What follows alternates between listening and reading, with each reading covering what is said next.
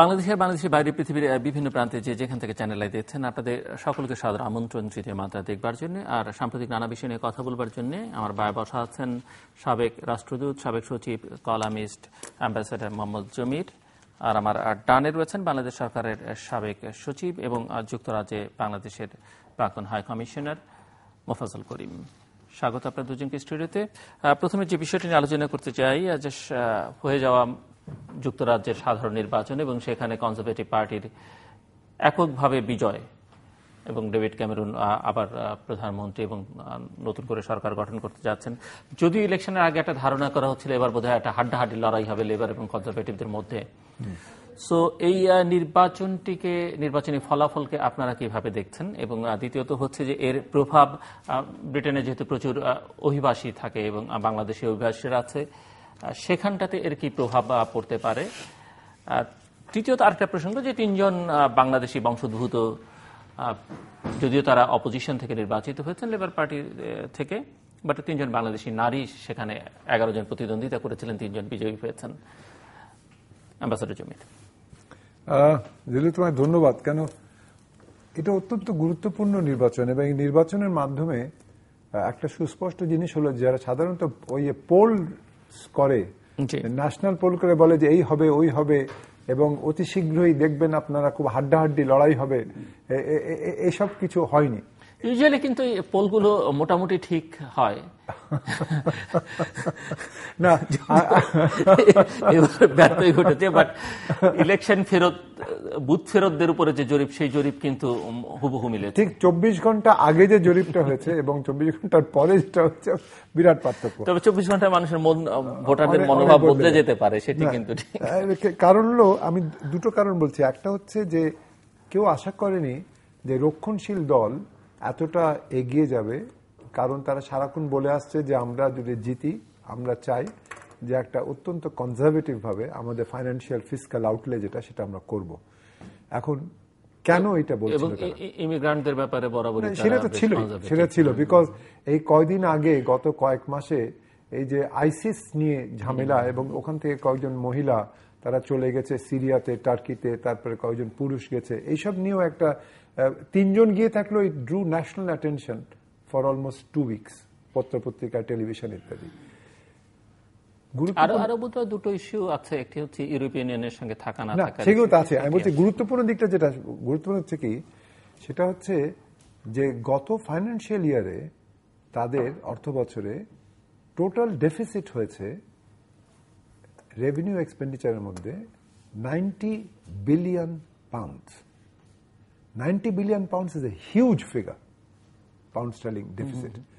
তখন তারা রক্ষণশীল বলে তারা বলেছিল, কেন মনে রাখতে হবে তোমাকে যে ওরা কোয়ালিশন গভর্নমেন্ট হিসেবে ছিল, আর সেখানে চ্যান্সেলর যিনি ছিলেন লিবারাল ডেমোক্র্যাট যিনি ছিলেন, তারা অন্যান্যরা তারা বলছিল না আমাদেরকে একটুখানি সদয় হতে হবে এসব ব্যাপারে, আমাদের আনএমপ্লয়মেন্ট বেনিফিটস, তারপরে অন্যান্য যা কিছু জিনিস করণীয় আছে, অভিবাসকরা আসছে তাদেরকে দেখাশোনা করা, হেলথ কেয়ার নিয়ে ইত্যাদি। Now, this was a fundamental step. We took a stand.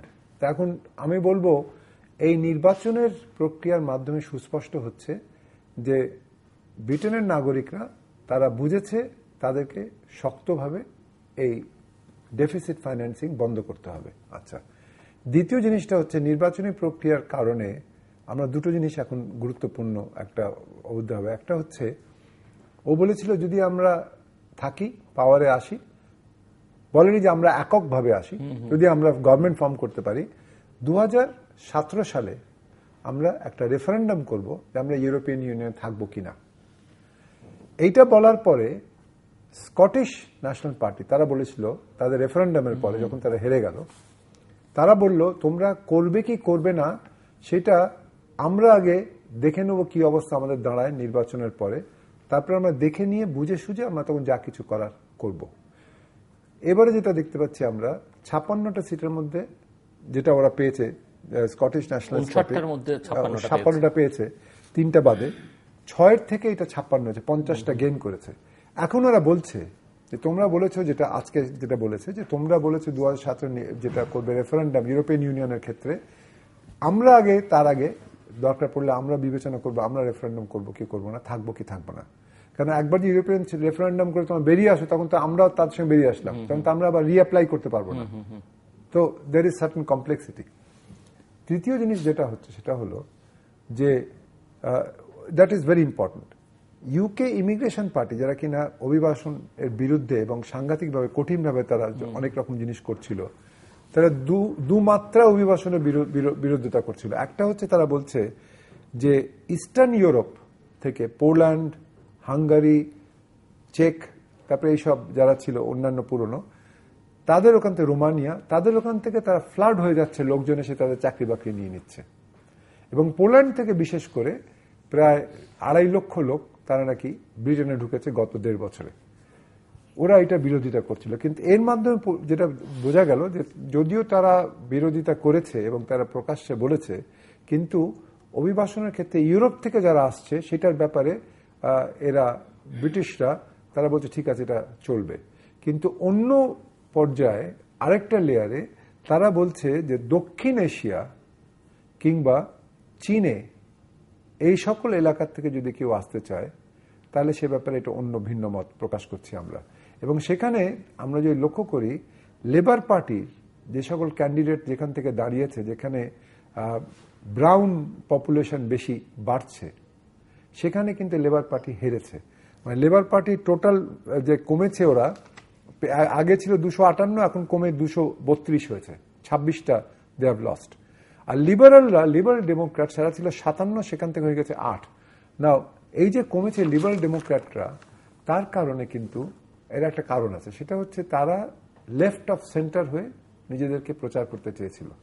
কিন্তু লিবারাল ডেমোক্র্যাটরা লেফট অফ সেন্টার হলেও তারা on financial matters they could not reconcile with the path followed by the Labour Party. তো এইটারও একটা বিরূপ প্রতিক্রিয়া হয়েছে। কিন্তু আমি বলবো জিল্লুর, একটা জিনিস আমাদের শিক্ষণীয় এখান থেকে, যারা আরেকটি ইস্যু কি কাজ করেছে যে মধ্যপ্রাচ্য ইস্যুতে ঠিক অন্যদের মতো গা ভাসিয়ে দেয়নি যুক্তরাজ্য এবারে? না, মধ্যপ্রাচ্য নিয়ে কিন্তু তারা বেশ সুস্পষ্ট। তুমি তিনটে ঘটনার কথা মনে থাকবে তোমার। একটা হচ্ছে দুজন মুসলমান লোক তারা হেঁটে যাচ্ছিল, পুলিশ তাদের গুলি করে মারলো, ইত্যাদি ইত্যাদি, একটা ছিল এটা। আর দ্বিতীয়ত হলো ওই 3টে মেয়ে যারা চলে গেল সিরিয়া, টার্কি হয়ে সিরিয়ায় গেল, অনুপ্রবেশ করলো। আর তৃতীয় জিনিসটা হলো যখন ডেনমার্কে এবং ফ্রান্সে যখন মারা গেল ওই যে রসুলের পাকের কার্টুন করার পরে, তখন কিন্তু প্রতিক্রিয়া হিসেবে খুব মানে ওরা তটস্থ ছিল, they didn't know what to do, এবং তারা স্পেশাল সিকিউরিটি অ্যারেঞ্জমেন্ট নিয়েছিল ওরা আন্ডারগ্রাউন্ড রেলওয়ে স্টেশনগুলোতে। তারা শুনেছিল হয়তো আন্ডারগ্রাউন্ড আবার বোমা টোমা পড়তে পারে, বাসে বোমা পড়তে পারে, যেরকম আগে একবার হয়েছে। তো নিরাপত্তার দিক থেকে জাতীয় নিরাপত্তা এবং সাধারণ নিরাপত্তা, আমার বাড়ির পাশে কি হবে না হবে, আমি ঠিক নিরাপদভাবে থাকতে চাই, বাচ্চা কাচ্চারা স্কুলে কি করবে না করবে। একটা জিনিস আল জাজিরাতে বেরিয়েছে, সেটা বলছে যে স্কুলে যদি কোনো মাস্টার, তাদেরকে দায়িত্ব দেওয়া হয়েছে, তারা যদি কোনো ছাত্র কিংবা ছাত্রীর ক্ষেত্রে তাদের কোনো সন্দেহ জাগে যে এরা হয়তো সন্ত্রাসী কর্মকাণ্ডের সঙ্গে জড়িত হয়ে থাকতে পারে, they are asked to immediately inform the police without the student knowing that he is being followed or scrutinised. তো এইসব যে পদক্ষেপগুলো নিয়েছে সেইটা কিন্তু একটা ভালো সাপোর্ট পেয়েছে রক্ষণশীল দল হিসেবে কনজারভেটিভ পার্টি। আসছে আবার আপনার কাছে অ্যাম্বাসাডর মিস্টার মোফাজ্জল করিম, যুক্তরাজ্যে বাংলাদেশের সাবেক হাই কমিশনার। আপনি এই ফলাফলকে কিভাবে দেখছেন? বিশেষ করে বাংলাদেশি অভিবাসী যারা আছে, এই ফলাফল তাদের উপরে কি প্রভাব ফেলতে পারে? কারণ নানা ধরনের ভিসা টিসা নিয়ে নানা ধরনের অ্যাকশনের মধ্যে আছে ব্রিটিশ সরকার, এবং সেখানে বাংলাদেশিরা, যেটি আমরা এই নির্বাচনে লক্ষ্য করলাম, 3 জন বাংলাদেশি বংশোদ্ভূত বিজয়ী হয়েছেন। বাংলাদেশি ভোটাররা মোস্টলি লেবারদের পক্ষে, এবং সাউথ এশিয়ান যারা আছেন তারাও অলমোস্ট লেবারদের পক্ষে, এবং বোধহয় 10 জন পাকিস্তানি, 10 জন ইন্ডিয়ানও বিজয়ী হয়েছেন 3 জন বাংলাদেশির সঙ্গে। কনজারভেটিভের এই যে বিজয়টা, এটা অপ্রত্যাশিত না হলেও আশাতীত তো বটেই। কারণ এই যে জনমত জরিপ ইত্যাদি শেষ মুহূর্ত পর্যন্ত যারা চলছিল, তাদের সত্যি বলা মুশকিল ছিল যে কারা জিতবে। একটা কিছু ম্যাজিক্যাল কিছু না হলে পরে এরকম উল্টেপাল্টা হয়ে যাওয়ার কথা না। আমি একটা টিভি চ্যানেলে ইলেকশনের দিন বা তার আগের দিন বোধহয় বলছিলাম যে সুইং ভোট, যেটা প্রত্যেক দেশেই ভোটের সময় সুইং ভোট থাকে, এবং ভোটার টার্নআউট কিন্তু খুব বেশ ভালো, 67%, 66, 63 এরকম হয়েছে, 67। তো ওই সুইং ভোটটা যেটা আর কি আমি বলেছিলাম যে সুইং ভোট যারা শেষ মুহূর্ত পর্যন্ত তারা যারা সিদ্ধান্ত নেয় না বা প্রকাশ করে না, জরিপের মধ্যেও আসেন না, তারা বেশ বড় ফ্যাক্টর হবে। I have a gut feeling যে এরা বোধহয় আসলেই সুইং ভোট বেশ কিছু কাজ করেছে এইখানে। ফিক্সড পার্সেন্টেজ কিরকম লেবারদের আর কনজারভেটিভদের, মানে ভোটার আমাদের যেরকম একটা আছে 33-35 এরকম, তাদের ইয়েতে আপনার যদি গতবারের যে রেজাল্ট যেটা আর কি সেটা যদি দেখি, ধরুন ইয়ের ছিল আপনার সিট কনজারভেটিভের সিট বনাম যদি আমরা মনে করি যে লেবারের সিট যেটা আর কি এক দলের ছিল 306টা বোধ হয় সিট না, আমি ভোটার, কারণ এখানে যে ফার্স্ট পাসটাও না, ওটা থেকেই তো আপনাকে ইয়ে করতে হবে। এমনিতে আর কোনো রকমের ওই সমস্ত দেশে যে কার কতটা, এই ইলেকশনে কিন্তু এই সিস্টেমের দুর্বলতা প্রকাশিত হয়েছে, অনেকে প্রচুর ভোট পেয়েছেন, আসন পাননি। হ্যাঁ, তো যেটা বলছিলাম এটা আপনাকে ধরে নিতে হবে যে কে আলটিমেটলি কে কতটা আসন পেল তার উপরে। এমনিতে আমাদের মতো যে ওই জেলার লোকেরা বা ওই দলের লোকেদের এতটা একেবারে বাঁধা ভোট রয়েছে এরকম ব্যাপারটা ঠিক নয়। এর প্রধান কারণটা হচ্ছে প্রত্যেকটি নির্বাচনে, একটা নির্বাচনে আমি ছিলাম ওই দেশে 2005 সালে যেটা হয়েছিল, প্রত্যেকটি নির্বাচনে কতগুলো ইস্যু সামনে চলে আসে, জাতীয় ইস্যু, এবং এই জাতীয় ইস্যুগুলো যেগুলো আসে এগুলো আপনার ভোটারদের কাছে অত্যন্ত গুরুত্বপূর্ণ, এবং তাদের দেশের ভোটাররা প্রায় সকলেই অত্যন্ত শুধু সচেতন নয়, শিক্ষিত ভোটার। তারা মানে ভালো করে জানেন তাদের জাতীয় স্বার্থে কোনটা প্রয়োজন, জাতীয় স্বার্থে কোনটা প্রয়োজন নয়, কোনটা হওয়া উচিত নয় ইত্যাদি। যেমন মনে করেন আমরা ওই যে রেফারেন্ডামের ব্যাপারটা ধরি, স্কটল্যান্ডের রেফারেন্ডাম যেটা গতবার হয়ে গেল আর কি, এই ব্যাপারে স্কটল্যান্ড ছাড়া বাকি সবাই তারা কিন্তু ইংলিশরা একেবারে একাট্টা, তারা ব্রিটিশরা একেবারে একাট্টা। কি ব্যাপার যে না আমাদের এই দেওয়া যাবে না, হ্যাঁ এই ইউনাইটেড কিংডমের এটা ভাঙতে দেওয়া যাবে না, আমরা এক হয়ে থাকব। তো এটা সাধারণ ভোটারের মধ্যে কিন্তু এটার একটা বড় রকমের আবেদন রয়েছে যে যদি ওরা যদি ক্ষমতায় আসে তাহলে যে করে হোক যদি আবার যদি সরে যায় এটা ইত্যাদি আর কি। অতএব এই ব্যাপারটিকে খুব প্লে করা হয়েছে। দ্বিতীয়ত অর্থনৈতিক দিকটা আর কি, লেবারের যে সময়টা ছিল সময়কাল 2005 থেকে 2010 পর্যন্ত, এই সময়টা কিন্তু খুব একটা 2005 থেকে 2010 না 2005 থেকে 2010 নয়, 2000 থেকে 2005 টনি ব্লেয়ারের সময়টা আর কি। হ্যাঁ, ওই সময়ে আমি দেখেছি ওদের ইকোনমি আস্তে আস্তে আস্তে আস্তে ধ্বংসের পথে যাচ্ছিল। এরপরে টনি ব্লেয়ার সরে যাওয়ার পর এরা যখন ক্ষমতায় আসলেন আস্তে আস্তে রিকভার করতে করতে দে টুক টাইম, অলরাইট সময় লেগেছে, কিন্তু রিকভারিটা হয়েছে বটে। এই যে অর্থনীতির যে পুনরুদ্ধারটা এটা মোটামুটি দেখা গেছে, যাক একটা যেন মন্দাভাবটা কাটিয়ে উঠছে। এটা সাধারণ ভোটাররা আমার মতে আর কি বেশ ভালোভাবে এপ্রিসিয়েট করেছে, করে বলেছে এদের দ্বারা হবে।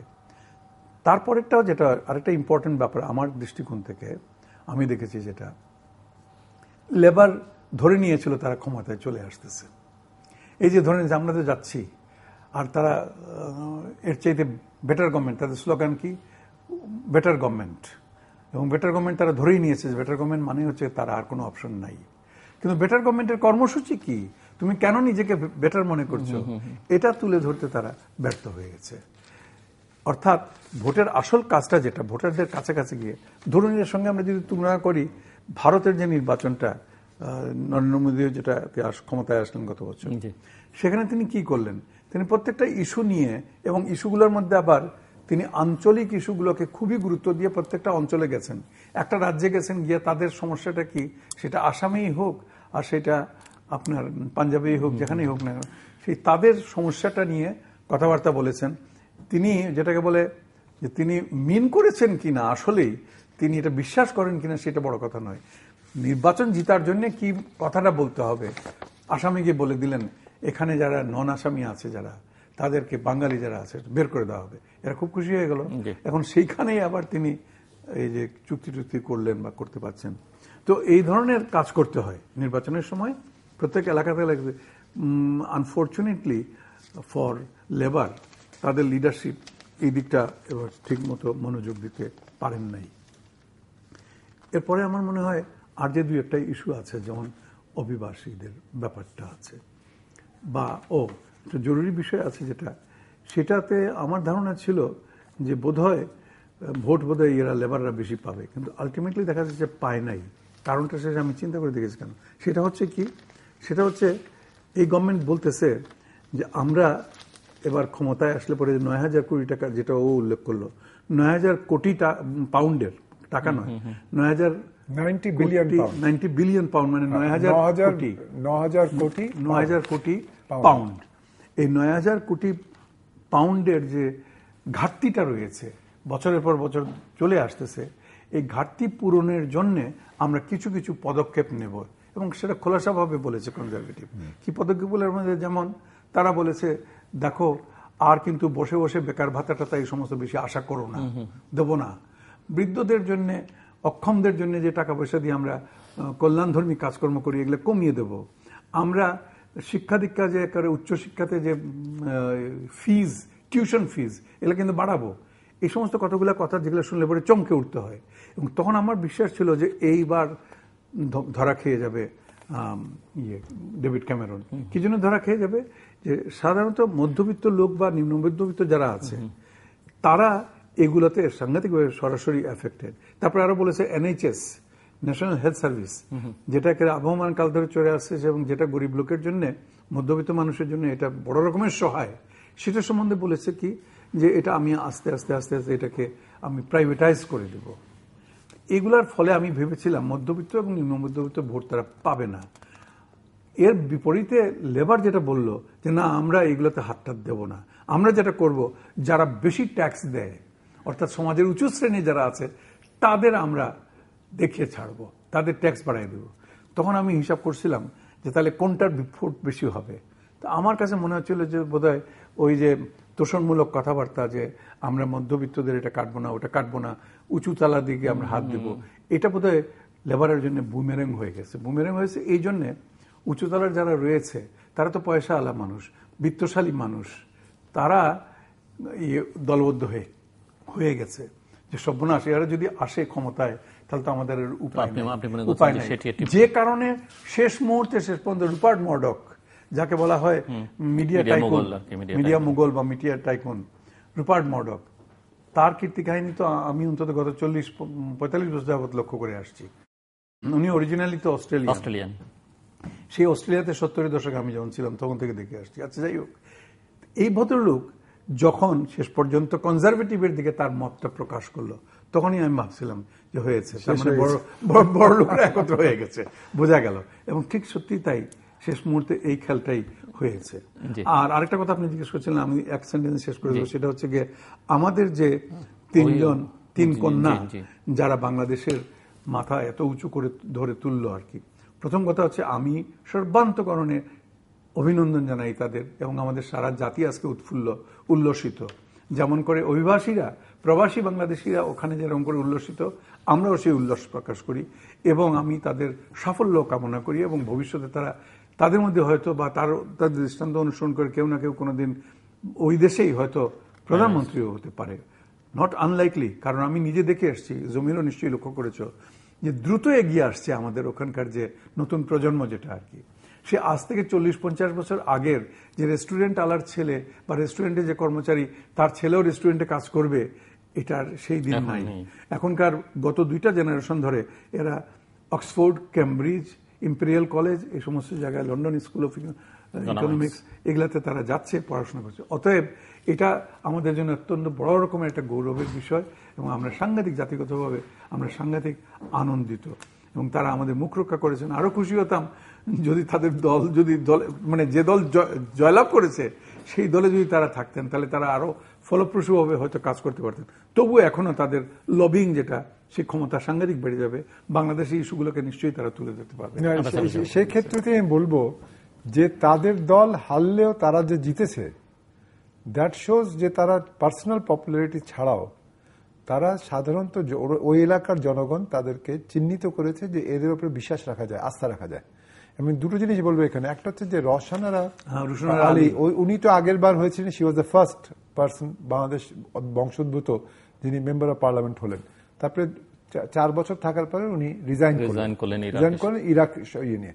She took A stand. এই যে স্ট্যান্ড নেওয়ার যে একটা প্রবণতা, এবং বাংলাদেশে এসেছিলেন উনি এমপি হয়ে, ভেরি কমেন্ডেবল। আর এবং জিতেছেন উনি প্রায় 24,000 ভোটের ডিফারেন্স দিয়ে জিতেছেন, 25,000 মতো, ম্যাসিভ ভোট।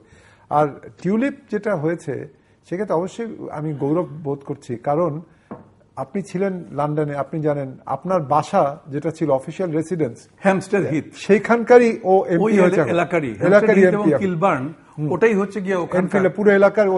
এবং আমাদের ইয়ে ছিল বাংলাদেশ হাই কমিশনারের, হ্যাঁ, বাংলাদেশ হাই কমিশনারের রেসিডেন্স বাসভবন যেখানে, যেটা বাংলাদেশের ক্রয় করা বাসভবন, সেটার এমপি হচ্ছেন একজন বাঙালি এখন। তো সেইটা আমি সত্যি গৌরব বোধ করছি। আর তৃতীয় যেটা হচ্ছে যে ডাক্তার আশা হক, যে রূপা আশা হক, তার ক্ষেত্রেও অনেক তারা চেষ্টা করেছিল বিভিন্ন যাতে ইয়ে করে যাতে না সে হয়, কিন্তু তিনি হয়েছেন। আমি আশা করব যে পরবর্তীতে যখন পার্লামেন্ট কনভিন করা হবে হাউস অফ কমন্সে, এরা 3 জন অভিবাসী যারা আছে আমাদের বাঙালিরা, please correct me if I am wrong, but সাধারণত লন্ডনে, ইস্ট লন্ডনে, এবং যেরকম ভারতীয়রা বংশোদ্ভূতরা বেশিরভাগ সাউথ হলে অবস্থান করে, আর পাকিস্তানিরা বেশিরভাগ আছে ব্র্যাডফোর্ডে, সেরকম বাঙালিরা কিন্তু কিছু ম্যানচেস্টারেও আছে এবং কিছু ব্র্যাডফোর্ডেও আছে, বার্মিংহামও আছে, বার্মিংহাম আছে। তো এনারা 3 জন যারা বাঙালিদের যে সকল সমাজগত দিক থেকে যে সমস্যা যেগুলো আছে সেগুলোর ব্যাপারে মনোনয়ন দিয়ে তারা পার্লামেন্টে প্রয়োজন বোধে তারা উঠাতে পারবে। বাট মোর ইম্পর্টেন্ট ইজ 3 জন বাঙালি বংশোদ্ভূত ব্যক্তি এখন বাংলাদেশের, আমি বলবো they are the informal ambassadors of Bangladesh to Britain, এবং এই জিনিসটা অত্যন্ত গুরুত্বপূর্ণ। তবে তাদের দল লেবার পার্টি, সেই কারণে তাদের একটু অসুবিধা হবে সবকিছু করার, কিন্তু তাহলেও সেই সকল বেসুবিধার ঊর্ধ্বে উঠে তারা সব ব্যাপারে পার্লামেন্টে উঠিয়ে ধরতে পারবে। আরেকটা জিনিস হচ্ছে গুরুত্বপূর্ণ জিনিস, সেটা হচ্ছে যে বাঙালি, আপনার মনে আছে আমি তখন রাষ্ট্রদূত ছিলাম বেলজিয়ামে, বাংলাদেশিরা বেশ কিছু লোক কিন্তু ওই ইম্পোর্ট করছে বাংলাদেশ থেকে অনেক জিনিস, খাবার দাবার, বিশেষ করে শাক সবজি মাছ এরকম জিনিস আনছে, এনে সেখান থেকে আর ব্রিটেন থেকে আবার তারা যাচ্ছে ইউরোপিয়ান ইউনিয়নে, সেটা অনুপ্রবেশ করছে। এখন এই জিনিসটা যে ট্রেডের ক্ষেত্রে এটা একটা ভূমিকা রাখবে বলে আমি আশা করি এই ইলেকশনের ব্যাপারে, এবং এই 3 জন হয়তো সেটা সহায়তা করবে যারা কিনা আমাদের বাণিজ্যের ক্ষেত্রে জড়িত, এখান থেকে যারা যাবে ওখানে মাল পাঠাবে এবং মাল যেটা সেভাবে সাহায্য করবে। ক্রেডিট এক্সটেনশন ফেসিলিটি আরেকটা জিনিস।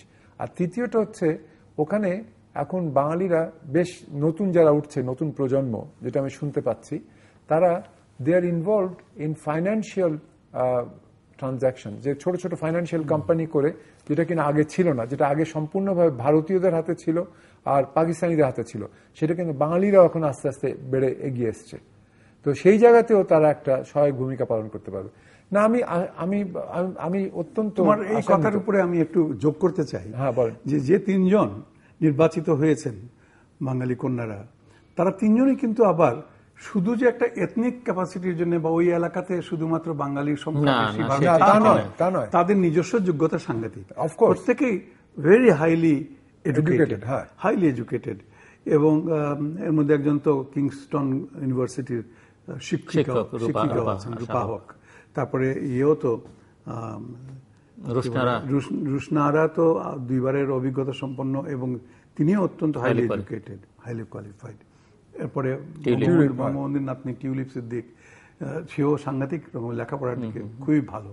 তো এদের যে এই যোগ্যতাটা, যেটা আর কি ব্যক্তিগত যোগ্যতা, তারপরে আবার যে পপুলার সাপোর্টটা যেটা ফ্রম দেয়ার কনস্টিটিউয়েন্সিস, একটা জিনিস কিন্তু লক্ষণীয় জমির। যুক্তরাজ্য ছাড়িয়ে যুক্তরাষ্ট্রের নির্বাচনও বারাক ওবামার ক্যাম্পেইনে, না, এখানে টিউলিপের একটা কথা অবশ্যই উল্লেখ করতে হবে। টিউলিপ সিদ্দিক যে কনস্টিটিউয়েন্সি থেকে, যেটা কথা তুমি বলে যে যেখানে অধিবাসী আমি ছিলাম, অর্থাৎ হ্যামস্টেড এবং কিলবার্ন, ওই এলাকাতে কিন্তু আর বঙ্গবাসী নাই, কারণ ওটা তো সম্পূর্ণ সাদা চামড়া তো বটেই, এবং তাও আবার ধনী সাদা চামড়া এলাকা, এবং জুইশ, এবং ওখানে জুইশ কনস্টিটুয়েন্সি অনেক জুইশ। আমাদের বাংলাদেশ সরকার মাশাআল্লাহ এত দাম দিয়ে একটা মানে বাড়ি কিনেছেন, অত্যন্ত সুন্দর এবং খুব ভালো বাড়িটা। খুব বেশি দাম তখনকার দিনে, খুব বেশি দাম না, তবুও তোমার $2.8 মিলিয়ন পাউন্ড ছিল সেই সময়ে যখন কেনা হয়েছে। আজ থেকে প্রায় 30 বছর আগের কথা, কি আরো বেশি, 40 বছর, 20 মিলিয়ন পাউন্ড। যাই হোক, যত টাকাই হোক না কেন সেটা নয়, সুদৃশ্য বাড়ি তো বটেই। সরকার তখন বুঝেছিল যে আপনি এই বাড়িতে থাকবেন না। ওটা যদি জানতো তাহলে ইস্ট লন্ডনের একটা ছোটখাটো একটা কিছু কিনতো, বলে ও আসবে নাকি, তাহলে এটা লাগবে না, ও এখানে he will be more comfortable there. আচ্ছা, যাই হোক, ইনফ্যাক্ট তো যেটা বলছিলাম, ওই এলাকাতে বঙ্গবাসীদের কোনো রকমের কোনো বসবাসী নাই। গোল্ডার্স গ্রিন এরিয়ার দিকে বা ওই সমস্ত আশেপাশে যেগুলো আছে আর কি, সেগুলোতে কিছু কিছু বঙ্গবাসী আছেন বটে, কিন্তু সেগুলো আবার ইহুদিদের, জুদের সম্পূর্ণ বেশি। তো তাহলে বুঝতে হবে তারা তাদের নিজেদের যোগ্যতায় অনেকখানি। এবং বঙ্গবাসীরা বরং কিছু টিউলিপের বিরুদ্ধে প্রচারণা চালিয়েছে ওখানে গিয়ে। তো বঙ্গবাসীরা এবার যেটা করেছে যে আর কি, সেজন্য আমি তাদেরকে ফুল মার্কস দিব। আমার ধারণা এখানে বসে যেটা দেখতে পাচ্ছি, তাদের মধ্যে যেটা অন্তর্কলহ যুগ ধরে যেটা চলে আসছে। বাংলাদেশের প্রধানমন্ত্রী যাবেন লন্ডনে, হয়তো গেলেন, তিনি কোন দলের, যে দল কয়ের উনি আর কি, অতএব খ দল হাই কমিশনের সামনে গিয়ে খালি ঢিল টিল মেরে জানলার কাজ ভেঙে টেঙে কালো পতাকা দেখে উনি কোথায় মিটিং করবেন না। এমনকি অর্থমন্ত্রী গেলে পরে সেই একই অবস্থা। আর ওদের স্পেশাল পুলিশকে MI5 দিয়ে ওদেরকে খবর টবর দিয়ে নিয়ে এসে অর্থমন্ত্রী তো বাংলাদেশের না অধিকাংশ সময় সিলেটি। বড় কথা হচ্ছে অনেক আগেই কিন্তু আমরা অন্তত ইস্ট লন্ডনের সিটটা, অর্থাৎ ওই যে বেদনাল গ্রিন সিট যেটা আর কি, যেটা রুশনারা আলী ধরে রেখেছেন এবং তাকে কেউ সরাতে পারবেন না, 25,000 ইজ এ বিগ ডিফারেন্স, এটা দিয়ে পাশ করেছেন। রুশনারা আলীর ওই এলাকাতে কিন্তু পলা মঞ্জিলা উদ্দিন, যে অরিজিনালি রাজশাহীর মেয়ে, বিবাহ সূত্রে সিলেটি, ব্যারোনেস পলার কিন্তু এখানে নমিনেশন পাওয়ার কথা ছিল লেবার পার্টি থেকে 2000 সালের ইলেকশনের সময়, কিন্তু তাকে দেওয়া হয় নাই। কি জন্য? ওই নিজেদের গন্ডগোলের জন্য। ফলে তিনি পেলেন না, তাকে ব্যারোনেস বানিয়ে রাখা হলো হাউস অফ লর্ডসে, যেটা সম্মানের দিকে অনেক উঁচুতে বটে। আজীবন থাকবেন তিনি ওই সম্মানের পদে, আমৃত্যু থাকবেন। কিন্তু কাজকর্ম করার ব্যাপারে কিন্তু হাউস অফ কমন্সটাই হচ্ছে কি ইম্পর্টেন্ট, ওটা হয়ে যেত।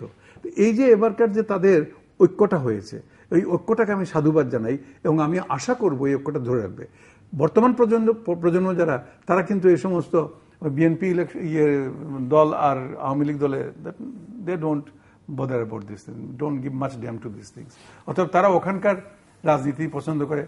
2-1 আছে তো খুবই প্রমিজিং।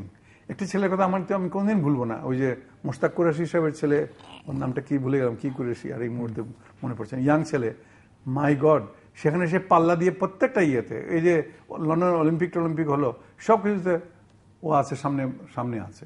তো আমি বলছি আমাদের ছেলেরা এবার এগিয়ে আসছে, মেয়েরা এগিয়ে আসছে, 3 জনই মেয়ে মাশাআল্লাহ এগিয়ে আসছে। এবং এটা থেকে আবার প্রমাণ হলো যে আমাদের দেশে এই যে নারী নেতৃত্ব যেটা, এটা কতটুকু ইফেক্টিভ এবং কতটুকু যোগ্য বা দক্ষ, এটা কিন্তু বিদেশিরা বারবার স্বীকৃতি দেবে, এবারও স্বীকৃতি দেবে আমার মনে হয়। জি, আমরা একটু প্রসঙ্গ কিন্তু আমাদের আরেকটা শিক্ষণীয় দিক আছে, সেটা হচ্ছে যখন যারা হেরে গেল তারা সঙ্গে সঙ্গে রিজাইন করলো। হ্যাঁ, সব পার্টির নেতারা নিজের দায় স্বীকার করে নিয়ে প্রথমে বিজয়ীকে অভিনন্দন জানিয়েছেন, তারপরে সরে দাঁড়িয়েছেন। আমাদের ট্র্যাডিশন তো হচ্ছে মানি না, মানবো না, সূক্ষ্ম কারচুপি, দেখলাম না। আপনি এগুলো খুঁজছিলেন পত্রপত্রিকা, আমি পত্রপত্রিকা খুঁজছিলাম নেটে। ও একটা কথা বলেছে সুন্দর, যে কি these 3 persons are ambassadors of Bangladesh, কেমন in their own way। আমি যখন প্রথম একটা হাফ এ মিনিট নেব, আমি যখন প্রথম যেদিন গেলাম, সেদিন সবার উদ্দেশ্যে আমার একটা কথা বলতে হলো, সবই বাঙালি, সবাই এসছেন আমাকে নিয়ে যাওয়ার জন্য। আমি বললাম, দেখুন, আমি মনে করি শুধু আমি নই, আমি হচ্ছি, আমার নাম্বার সিরিয়াল ছিল 13, আমি 13তম রাষ্ট্রদূত এই দেশে হয়ে এসেছি, হাই কমিশনার এসেছি। আর আপনারা তখন 3 লাখ ছিল মোটামুটি, 4 লাখ মোটামুটি, আপনারা 4 লাখ জন হচ্ছেন, প্রত্যেকে একজন করে অ্যাম্বাসেডার। বিদেশে অবস্থান করতে গেলে প্রত্যেক নাগরিককেই, প্রবাসী নাগরিককে তাই মনে করতে হবে যে আমি একজন অ্যাম্বাসেডার। লেখাপড়া জানি আর না জানি, আমি চাকরি বাকরি কি করছি না করছি সেটা বড় কথা নয়। এই 3 জনের কাছে আমাদের প্রত্যাশা এই, আর এই 3 জনের দৃষ্টান্ত আমি আশা করি অন্যরাও অনুসরণ করবে। জি, আমরা একটু দৃষ্টি দিই স্থল সীমান্ত চুক্তি যেটি ভারতীয় আইনসভায় অনুমোদিত হয়েছে এবং বহু দশক পরে, বেশ কয়েক দশক পরে বাংলাদেশিদের একটা প্রত্যাশা পূরণ হলো, সেজন্য ভারতও অনেকখানি এগিয়েছে, তাদেরও এক ধরনের সমস্যার নিষ্পত্তি হলো। সো পুরো চুক্তিটা সম্পর্কে আপনার কি অবস্থা? আমি ধন্যবাদ জানাই তোমাকে, কারণ যখন চুক্তিটার প্রথম খসড়া তৈরি হয় 1973 সালের শেষের দিকে, তখন আমি ছিলাম director incharge of India foreign অফিসে, এবং আমাকে এই দায়িত্বটা পালন করতে হয়েছিল একদম সর্বপ্রথম। তখন কায়সার মুর্শিদ সাহেব তখন মহাপরিচালক সাউথ এশিয়া, এবং কামাল হোসেন সাহেব তখন উনি আইন মন্ত্রণালয় ছেড়ে উনি পররাষ্ট্র মন্ত্রণালয়ে এসেছেন। আমরা সবাই মিলে তখন প্রথম একটা খসড়া চুক্তি তৈরি করি, এবং তখন ভারত থেকে ডিপি ধর সাহেব এবং পিএন হাকসার, তারা ইন্দিরা গান্ধীর সঙ্গে ছিলেন, তাদের উপদেষ্টা, ওনার উপদেষ্টা, তারাও এ ব্যাপারে বিশেষ গুরুত্বপূর্ণ। বা সুবিমল দত্ত, তিনি ছিলেন তখন ভারতের high commissioner. So they all played a very active proactive role আমাদের সঙ্গে। এবং পরবর্তীতে যখন চুক্তিটা স্বাক্ষরিত হয়, গুরুত্বপূর্ণ দিক হচ্ছে একটা, আমি মনে করি 16ই মে 1974 সালে এটা স্বাক্ষরিত হলো। এবং এই যে 16ই মে মাসে স্বাক্ষরিত হলো তখন, এবং আমরা যতটুকু করণীয় আমরা করলাম প্রক্রিয়াগত দিক থেকে। তারপরে যেটা হলো তুমি জানো, সেটা হচ্ছে যে ভারতের হাইকোর্টে একটা রিট সাবমিট করা হলো, সেই জন্য সবকিছু আটকে গেল। তারপরে 75-এর ঘটনা, আমাদের বঙ্গবন্ধুকে খুন করা, এইসব ইয়ে করে আস্তে আস্তে আস্তে আস্তে পিছিয়ে গেল এটা। এবং নাথিং হ্যাপেন্ড এলবি এর ব্যাপারে। বহুবার আমি বলবো যে 1975-এর পরে যখন আমি ডিরেক্টর যান 1980 দশকে, তখনও উল্লেখ করেছি, বলেছি, উঠিয়েছি কথাটা। তারপরে 90 দশকে যখন বিদেশে রাষ্ট্রদূত, তখনও উঠিয়েছি যে কেন আমরা এগোচ্ছি না ব্যাপার নিয়ে। এবং ভারত যেহেতু আমরা এগোচ্ছিলাম না, ভারতও কোনো রকমের এটা কেয়ার করছিল না। কিন্তু এই জিনিসটা যে আজকে আপনি বলছেন যে এই যে সময়টার কথা উল্লেখ করলেন, এই সময় বাংলাদেশের দিক থেকে কোনো না, ইনিশিয়েটিভ, বাংলাদেশে অতটা ভেরি স্ট্রং ইনিশিয়েটিভ ছিল না, বা ইনিশিয়েটিভ থাকলেও ভারত তখন আদালতের না, কথা ওইটা ওই রকম জাতীয় একটা মনোভাব ছিল না। এটা বিদ্বেষপূর্ণ একটা সম্পর্ক ছিল। তো সেই জিনিসটা ঊর্ধ্বে উঠতে পারেনি। এটা রাজনীতিকরণের ঘটনা চলে গেছে। বললেই বলতে না, ওইটা তো কোর্টে কেসে মামলা হয়ে পড়ে আছে, এইটা ইনজাংশন হয়ে পড়ে আছে, এইটা ওইটা দুনিয়ার জিনিস। কিন্তু জিনিসটা হচ্ছে যে এর পরবর্তীতে যে সবচেয়ে গুরুত্বপূর্ণ দিক আমরা ভুলে যাই, সেটা সবচেয়ে গুরুত্বপূর্ণ দিক আমি মনে করি যে আজকে এই ল্যান্ড বাউন্ডারি এগ্রিমেন্টের মাধ্যমে দুটো জিনিস প্রমাণিত হলো। একটা হচ্ছে বাংলাদেশের মানচিত্র, যেটা মেরিটাইম বাউন্ডারিটা, সমুদ্রের সীমাটা নির্ধারিত হয়ে গেছে, সেটেল। এখন ল্যান্ড বাউন্ডারিটা সেটেলড হলো। এখন ল্যান্ড বাউন্ডারির যে এই যে এনক্লেভ, যে ছিটমহলগুলোর সমস্যা, তুমি জানো তো শুরু হয়েছে কোথা থেকে? কবে বলো শুরু হয়েছে এটা? আন্দাজ করে বলো তো কেমন? অনেক আগে। এইটা 1711 সালে, অনেক আগে। 1711 সালে আর 1713 সালে একটা এগ্রিমেন্ট হয় কুচবিহারের মহারাজার সঙ্গে মোগল সাম্রাজ্যের। এবং সেই কারণে এই যে আপনার বিভিন্ন জায়গা, সিলেটে, আসামে এবং জায়গায় সব এনক্লেভ ছিটমহলগুলোর সমস্যা, এবং আপনার পশ্চিমবঙ্গ এবং আমাদের এখানকার।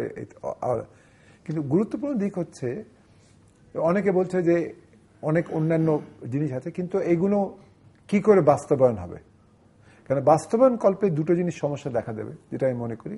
রাজনৈতিক সদিচ্ছা আছে বলে এটা সমস্যাগুলো থাকবে না, কিন্তু ভারত একটা ইনফর্মাল, তারা একটা সার্ভে চালিয়েছে তাদের ছিটমহলের ভেতরে, যে যারা আমাদের ছিটমহলে আছে তাদের মধ্যে কজন ভারত যেতে চায়, কজন বাংলাদেশে থাকতে চায়।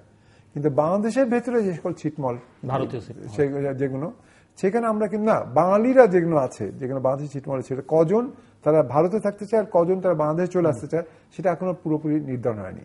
বাট এটা হয়ে যাবে, this is a matter of time. বাংলাদেশে যেসব ছিটমহল আছে সেগুলোতে যার যদি ওরা বলছে থাকতেই চায়, ওরা বলছে না, বাংলাদেশে যে সকল ছিটমহল ছিল, ভারতীয় যারা ছিল, অধিবাসী ছিল, তাদের মধ্যে থেকে তারা বলছে যে বেশ কিছু, আবার 10%-এর মতো, যেটা সুষমা স্বরাজে বলেছে, আবার 3000-এর মতো, 2500-এর মতো লোক হয়তো তারা যাবে, ওপারে যেতে চায় এবং গিয়ে থাকতে চায় ভারতীয় হয়ে, নাগরিক।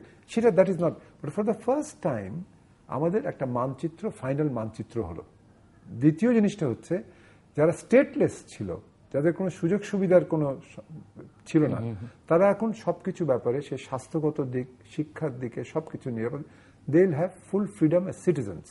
এরপরে অবশ্য আসবে যে আইডি কার্ড দেওয়া, এরপরে আসবে পাসপোর্ট দেওয়া, এরপরে আসবে অন্যান্য ছোটখাটো জিনিস আছে। তারা তখন এখন ব্যাংকে গিয়ে টাকাও ধার করতে পারবে, তারা প্রতিষ্ঠান করতে সবকিছু। এখন আর ল্যান্ডে কোন রকমের ডিসপিউট বা কোনো সমস্যা থাকছে না।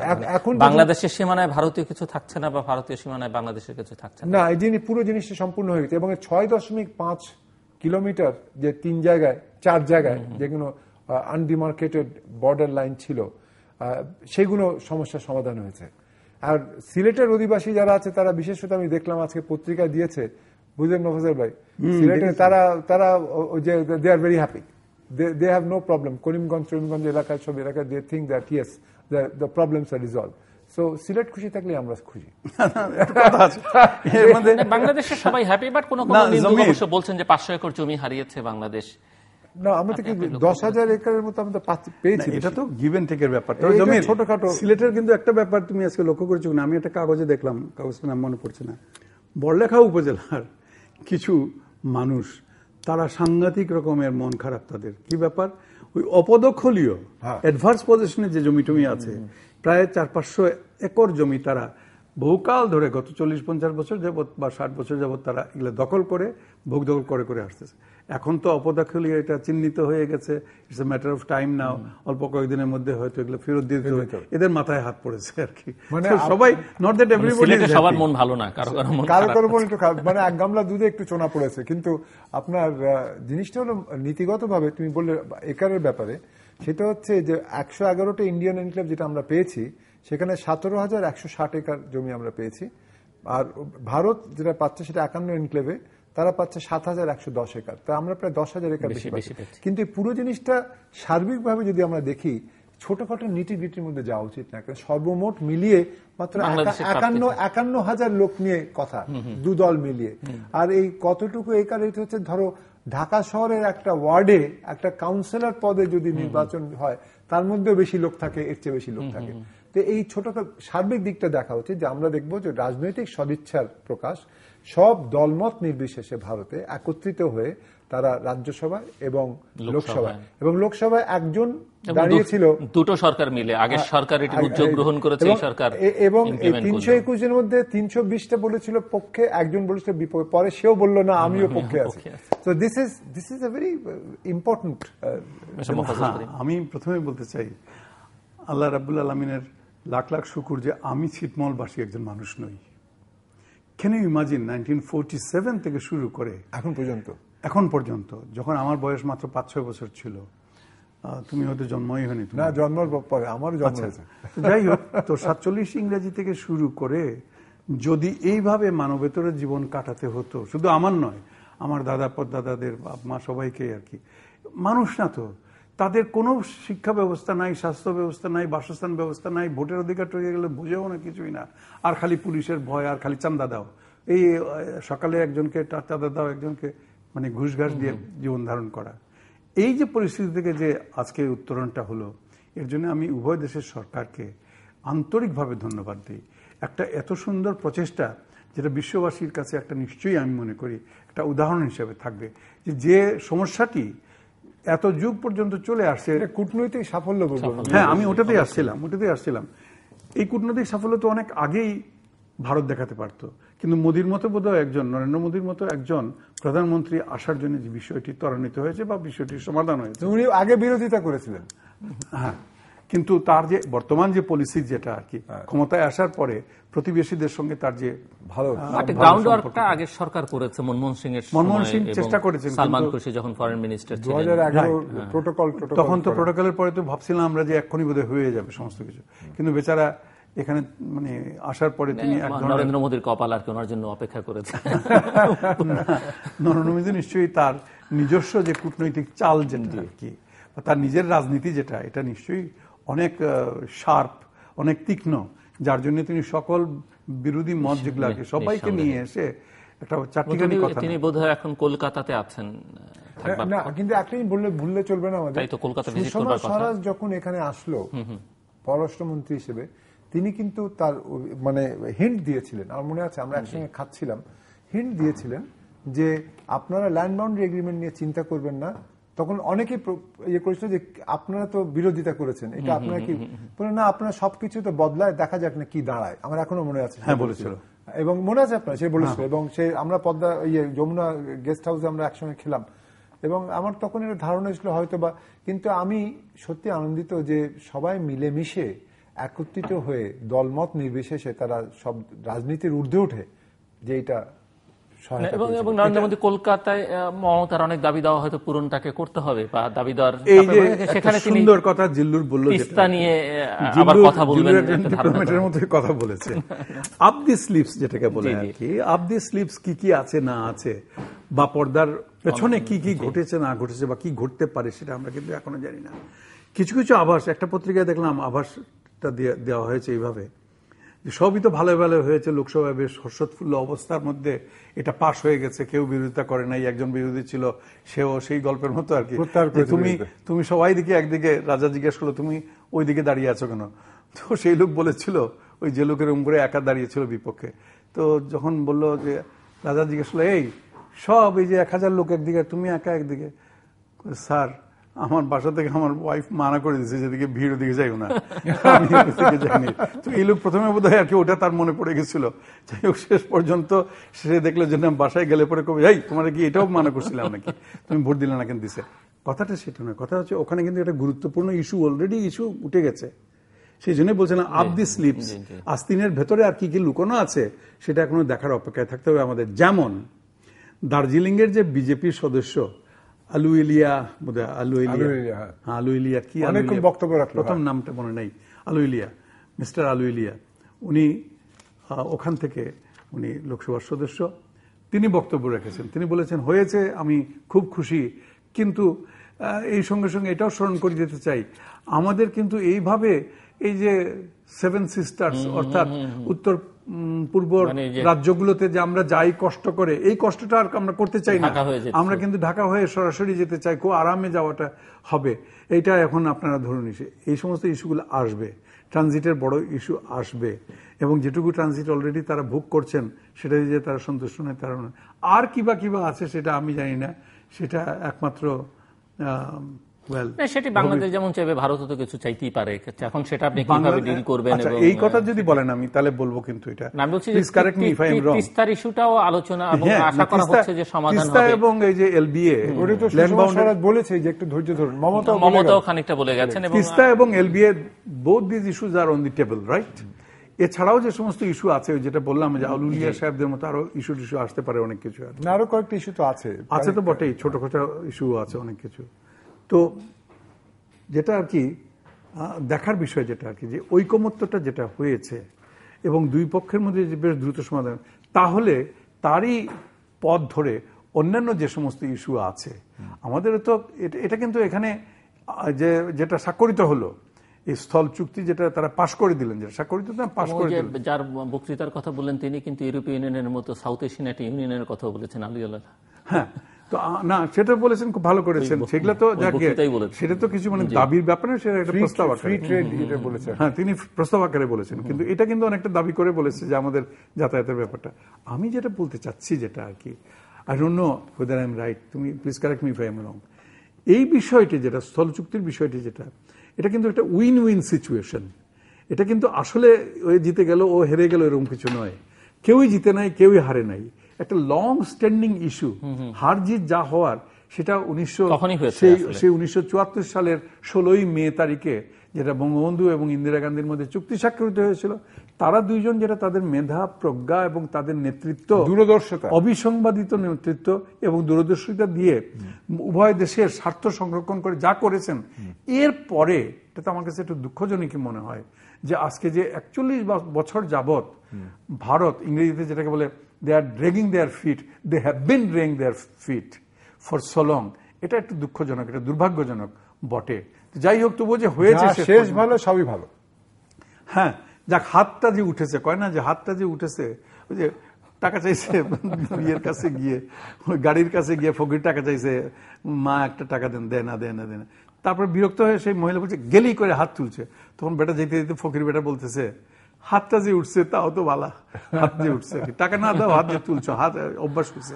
তো এই যে একটা জিনিসের হাত তুললো আর কি, অন্যান্য আউটস্ট্যান্ডিং ইস্যুগুলা, বিশেষ করে আমাদের যে সমস্ত আপনার এরপরেও যদি কালকে যদি শুনি যে বর্ডারে আবার গুলি করে মারা গেছে, না অন্যান্য ইস্যুগুলোর মধ্যে আমাদের ব্যারিয়ার, তারপরে প্যারাটারিফ ব্যারিয়ার, বর্ডার কিলিং অনেক কথা আছে, ইয়েস আসে যেগুলো আর কি, এগুলো তো আছে এবং এগুলো আমাদের খুব পীড়া দেয়। আমরা যখন দেখি, কালকে যদি দেখি যে এরকম একটা ব্যাপার ঘটেছে, তাহলে কিন্তু আমরা খুবই দুঃখিত হব। এবং যে জন্য আমি কয়েকদিন আগে একটা ছড়া লিখেছিলাম, এই সুযোগে ছেড়ে দিই,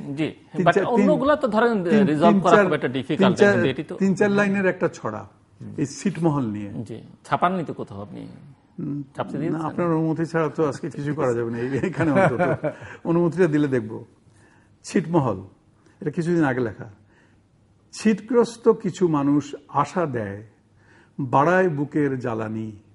ছিটমহলের সমস্যাটি ঝুলে থাকে অনন্তকাল, কাঁটা তারে ঝুলতে থাকে ফুলের মতো একটি শিশু ফালানি।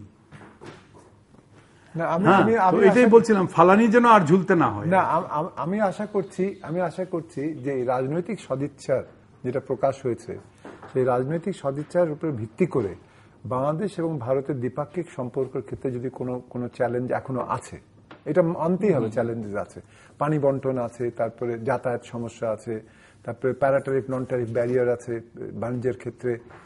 এইগুলোর ঊর্ধ্বে আমরা রাজনৈতিক সদিচ্ছা যদি থাকে, আমরা এটার ঊর্ধ্বে উঠতে পারবো। আর আরেকটা যেমন ফর এক্সাম্পল আমি মনে করি যেটা আমাদের অ্যাড্রেস করা উচিত, আমাদের এখানে অনেক ভারতীয় টেলিভিশন চ্যানেল আমরা দেখি, কিন্তু বাংলাদেশের টেলিভিশন চ্যানেল ভারতে দেখা যায় না।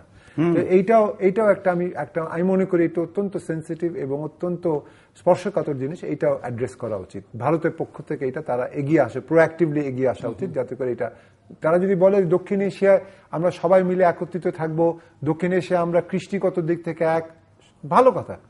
যদি কৃষ্টিগত দিক থেকে এক হয় তাহলে সেটা let us express it, let us use that as a method of bringing piece and stability. চতুর্থ জিনিস যেটা আছে আমি মনে করি অত্যন্ত গুরুত্বপূর্ণ, সেটা হচ্ছে যে বাংলাদেশ এবং ভারত দুটো গুরুত্বপূর্ণ গ্রুপের সদস্য। BICM যে করিডর করার যেটা কথা হচ্ছে, বাংলাদেশ, ইন্ডিয়া, চায়না, মিয়ানমার, এবং বিমস্টেক যেটা সেখানেও ভারত আছে, এবং দক্ষিণ এশিয়া এবং দক্ষিণ পূর্ব এশিয়ার মধ্যে যে একটা বাস্তবিকভাবে একটা দৃঢ় একটা আঙিনা তৈরি করা, সেসব ক্ষেত্রে ভারতকে বুঝতে হবে যে ভারত একটা অবশ্য বলেছে ওদের মধ্যে যে আমরা বড় ভাই সুলভ আচরণ যদি করে থাকি সেটা দাদাগিরি নয়, একজন বলেছে ওদের মধ্যে। না, সুষমা স্বরাজ নিজে বলেছেন, উনি ওই ইয়েতেই পার্লামেন্টেই বলেছেন, সুষমা স্বরাজ বলে আমরা প্রতিবেশীদের সঙ্গে দাদাগিরি নয়, আমরা ভাইয়ের মতো, বড় ভাইয়ের মতো, আমরা বড় ভাইও বলেন, বড় ভাইয়ের মতো সম্পর্ক, ভাইয়ের মতো সম্পর্ক, ঠিক আছে, ভাই হিসাবে থাকতে চাই। It sounds good. না, আমার কথা হচ্ছে যে এই পুরো জিনিসটা সার্বিকভাবে যে ইভলভিং, যে বিবর্তন যে ঘটছে আমাদের দ্বিপাক্ষিক ক্ষেত্রে এবং আমাদের সার্বিকভাবে দক্ষিণ এশিয়ার ক্ষেত্রে, আমাদেরকে I think it's a very important step, very important movement. এই যে এনার্জি সেক্টরে আমি বলবো, এনার্জি, কদিন আগে আমার মনে আছে যে বাংলাদেশ ওয়াটার পার্টনারশিপ নিয়ে আমি গেছিলাম, আমি আর তখন প্রয়াত মারা গেছেন সিদ্দিকী, তো নেপালে গিয়ে সপ্তকোশিতে যদি একটা বাঁধ হাইড্রো ইলেকট্রিসিটি প্রজেক্ট করা যায়, যেটা চায়নাও চাচ্ছে, সেখানে 52,000 মেগাওয়াট প্রোডাকশন করা যেতে পারে হাইড্রো ইলেকট্রিসিটি। সেখানে that will be sufficient for us, যে ভারত, বাংলাদেশ, নেপাল মিলে আবার ভুটানের সঙ্গে একত্রিত হয়ে সেটাও পুরো জিনিসটা একটা উন্মোচন হচ্ছে দ্বারটা। কারণ আমরা বলছি যে বিহাইন্ড, একটা ইংরেজিতে কথা আছে, it is the darkest before dawn. তো সেই সূত্র ধরে আমি বলবো যে আমরা সেই অন্ধকারাচ্ছন্ন পরিবেশ থেকে আমরা এগিয়ে আসতে পেরেছি। এটা একটা প্রকাশ্যে আমাদের একটা রাজনৈতিক সদিচ্ছার প্রকাশ হয়েছে এবং আমি আশা করবো যে মানে বিবর্তনের মাধ্যমে আমরা আরো সরাসরি। ভারতে কিন্তু আরো দুই একটা ইম্পর্টেন্ট জিনিস বাকি রয়ে গেছে ভারতের কাছে। একটা তো রেটিফিকেশন, খুব তাড়াতাড়ি শেষ করে দিই, 2 মিনিটে শেষ করে দেব। এই রাজ্যসভা ও লোকসভায় যে স্থল সীমান্ত বিল গৃহীত হয়ে গেল, এবার কিন্তু তাদের সংবিধান মতো তাদের সবকটি বিধানসভায়, অর্থাৎ 29টি রাজ্যের 29টি বিধানসভায় এটা গৃহীত হতো, তার এটলিস্ট 50%, অর্থাৎ 15টা হয়ে যাবে না, হয়ে তো যাবে, এটা তুমি আমি বলছি, এটা একটা স্টেপ বাকি রয়েছে। অন্তত পক্ষে ওই 29টা রাজ্যের অর্ধেক, অর্থাৎ 15টা রাজ্যে এটা কিন্তু গৃহীত হতে হবে, তারপরে এটা যাবে রাষ্ট্রপতি স্বাক্ষরের জন্য, যেটা it's a matter of very simple matter. এরপরে চুক্তিটা বাস্তবায়নের জন্য কিন্তু প্রশাসনিক অনেক কাজকর্ম রয়েছে। প্রথম কথা হচ্ছে আইন শৃঙ্খলা পরিস্থিতি। এখানে দুই পক্ষেরই আর কি উদ্যোগ নিতে হবে যেন লুটপাট আর ধাক্কাধাক্কি খুনাখুনি এই সমস্ত যাতে না হয়। যে সমস্ত আপনার আনডিমার্কেটেড বা অচিহ্নিত জায়গা রয়েছে 6.1 কিলোমিটার 6.5 আচ্ছা যাই হোক 6.1 কিলোমিটার এটা অলরেডি কিন্তু ডিমার্কেশন কমপ্লিটেড হয়ে গেছে, পিলারও বসানো হয়ে গেছে। অতএব এই যে বাস্তবায়নের প্রক্রিয়াটা খুব বেশি দীর্ঘায়িত হওয়ার কথা নয়। ভারত থেকে তাদের যে আমলারা তারা বলেছেন মাস ছয়েক তো লাগবেই বটে, এখন বর্ষাকাল আসছে, কাজকর্ম এসে আসলে কাজ করতে চাইলে খুব দ্রুত হতে। অপদখলীয় জমি যেটা ল্যান্ড ইন অ্যাডভার্স পজিশন, এটা খুবই টিকলিশ ব্যাপার। এটা অলরেডি কিন্তু দুই দেশই এটা আইডেন্টিফাই করে ফেলেছে। তারপরে ছিটমহলবাসীরা কে কোন দিকে যাবে না যে অপশন দেওয়া, এটার কাজও কিন্তু বাংলাদেশ শেষ করে ফেলেছে অলরেডি, তালিকা তো তৈরি করে ফেলেছে। বাংলাদেশ সম্পূর্ণ না, বাংলাদেশ সম্পূর্ণ কে কোন দিকে যাবে সম্পূর্ণ করেনি এখনো, এটা ভারত করেছে। না, বাংলাদেশও করেছে। বাংলাদেশ প্রক্রিয়াগত আছে। আজকে পত্রিকা দেখলাম যে বাংলাদেশ করে ফেলেছে এবং তাদেরকে তাদের অপশন মোতাবেক প্রক্রিয়াগত আছে। আচ্ছা যাই হোক, ধরো প্রক্রিয়াগত আছে। আমি যেটা বলতে চাচ্ছি আর কি, এটার কোনোটাই আর কি সময় নেওয়ার কথা নয়। এই যে আর তারপরে খুব প্রায়োরিটি বেসিসে কতগুলো কাজ করতে হবে যখন when the whole work is done। তারপরে কি করতে হবে, উন্নয়নের কাজটা, আইডি কার্ড এন্ড পাসপোর্ট দিতে হবে। আইডি কার্ড, পাসপোর্ট এবং সবচেয়ে বড় কথা হচ্ছে তাদের রাস্তাঘাট, স্কুল, কলেজ, মাদ্রাসা, হাসপাতাল ইত্যাদি দুই দিক থেকে প্রায়োরিটি বেসিসে স্পেশাল অ্যালোকেশন দিয়ে এবং স্পেশাল টিম লাগিয়ে করতে হবে, যাতে এরা মনে করতে পারে যে হ্যাঁ আমরা ইন্টিগ্রেশনের প্রসেসটা যাতে ত্বরান্বিত হয়, সেই কাজটা বোধহয় করতে হবে। এবং this must be done on priority basis. তাহলে পরে আমরা বুঝবো দুই দিক থেকে যদি হয়, যদি আর কি বলে হ্যাঁ দাদাগিরি নয়, আমরা ভাইয়ের মতো, দুই ভাইয়ের মতো আমরা। আমি বলবো যে সবচেয়ে গুরুত্বপূর্ণ দিক হলো যে আগে অনেকে বলছিল যে দ্বিপাক্ষিক সম্পর্কের ক্ষেত্রে মোদী সরকার আসার পরে the glass is half empty. এটা তো তুমি অনেকবার শুনেছি, কিন্তু এই গ্লাস ইজ হাফ এমটি নয় এখন আর। এখন এটা অনেকটা এগিয়ে গেছে এবং মোদী সাহেব যে আসবেন, আমি হাফ ফুলও নয়, হাফ ফুললি ফুল, কারণ বাকিটুকুতে অক্সিজেন আছে। বলো মোদী সাহেবের কথা যে it is never half empty, ওই হাফ এমটি জায়গাতে অক্সিজেন আছে। কিন্তু দিস ইজ অ্যান এক্সাম্পল যে সত্যি সত্যি উনি দেখালেন যে অক্সিজেন আছে। তা আমি আশা করবো যে মোদী সাহেব উনি শীঘ্রই আসার কথা আছে, ঢাকায় বাংলাদেশে আসবেন, বেরিয়ে যাবেন 6 জুন আগামী মাসে আসবেন। একদিকে ভারতীয় ক্রিকেট দল আসছে, আমি আশা করি যে আমাদের জন্য যে গুরুত্বপূর্ণ পদক্ষেপ যেগুলো আমরা এগিয়ে যাওয়ার জন্য প্রয়োজন সেগুলো আমরা নিতে পারবো এবং আরো সমঝোতার মাধ্যমে দেশ, আমাদের দেশ এবং ভারত এবং দক্ষিণ এশিয়া যারা আছেন সবাই মিলে একত্রে এগোতে পারবো। দর্শক, অনুষ্ঠানের শেষ প্রান্তে তৃতীয়মাত্র সম্পর্কে আপনি লিখতে পারেন ডাকে, ইমেল, SMS এর মাধ্যমে, ইন্টারনেট, আমাদের অফিসিয়াল ওয়েবসাইট অথবা সোশ্যাল মিডিয়াতে যেসব পেজ রয়েছে সেসব পেজে আপনাদের মতামত রাখতে পারেন। আর আপনাদের মতামতে আমাদের অনুষ্ঠান তৃতীয় মাত্রা আপনি দেখতে পাবেন প্রতি বৃহস্পতিবার এবং শুক্রবার বাংলাদেশ আমরা দুটোই, বুধবার দুপুর 11:30 এবং শুক্রবার দুপুর 1:05 দেখবার আমন্ত্রণ মিস্টার মোফাজ্জল করিম এবং অ্যাম্বাসেডর মোহাম্মদ জমির। অসংখ্য ধন্যবাদ আপনাদের দুজনকে। দর্শক মণ্ডলী, স্থল সীমান্ত চুক্তি ভারতীয় সংসদে অনুমোদন হওয়ায় আমার দুই অতিথি দুই দেশের সরকার অর্থাৎ বাংলাদেশ সরকার এবং ভারত সরকারকে অভিনন্দন জানিয়েছেন। যদিও এটি দীর্ঘদিনের একটি সমস্যা শেষ পর্যন্ত সমাধান হয়েছে, যেটি আসলে বহু আগেই সমাধান হবার কথা ছিল, তারপরে শেষ পর্যন্ত হয়েছে যে এটিতেই দু সরকার সাধুবাদ পাবার যোগ্য।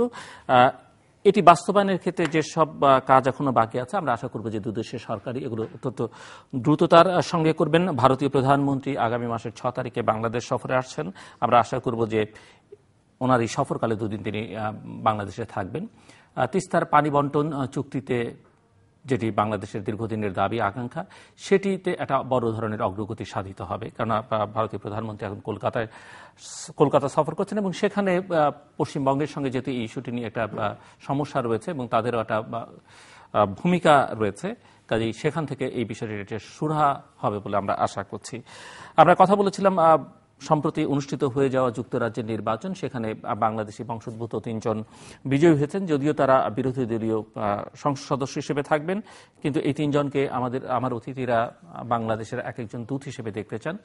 প্রচুর অভিবাসী আছে বাংলাদেশি যুক্তরাজ্যে, তাদের কল্যাণে এবং বাংলাদেশের সঙ্গে সম্পর্ক উন্নয়নে বাংলাদেশের বিভিন্ন স্বার্থ সংশ্লিষ্ট বিষয়ে তারা ভূমিকা রাখবেন, এটি তাদের কাছে প্রত্যাশা। এবং বাংলাদেশের রাজনীতিকদের জন্য শিক্ষণীয় আছে এই নির্বাচন থেকে। আমরা লক্ষ্য করেছি যে এই নির্বাচনে যে কটি রাজনৈতিক দল হেরেছে, প্রধান রাজনৈতিক দলের প্রত্যেকেই বিজয়ী প্রার্থীকে নির্বাচনী ফলাফল চূড়ান্ত হবার আগেই অভিনন্দন জানিয়েছেন এবং নিজেরা নিজেদের দায়িত্ব অর্থাৎ ব্যর্থতার দায়িত্ব স্বীকার করে নিয়ে নিজের দল থেকে সরে দাঁড়িয়েছেন। এই রাজনৈতিক সংস্কৃতিগুলো আমাদের অনুসরণ করা আমাদের রাজনীতিবিদরা যদি করতে পারেন, সেটি বাংলাদেশের নেতিবাচক রাজনীতিটা বড় ধরনের ইতিবাচক মাত্রা যোগ করবে। আমরা আশা করব যে ভবিষ্যতে এই দিকগুলোতে তারা নজর দেবেন। দর্শক, আমাদের সঙ্গে থাকবার জন্য অসংখ্য ধন্যবাদ। তাদের সবার জন্য শুভকামনা।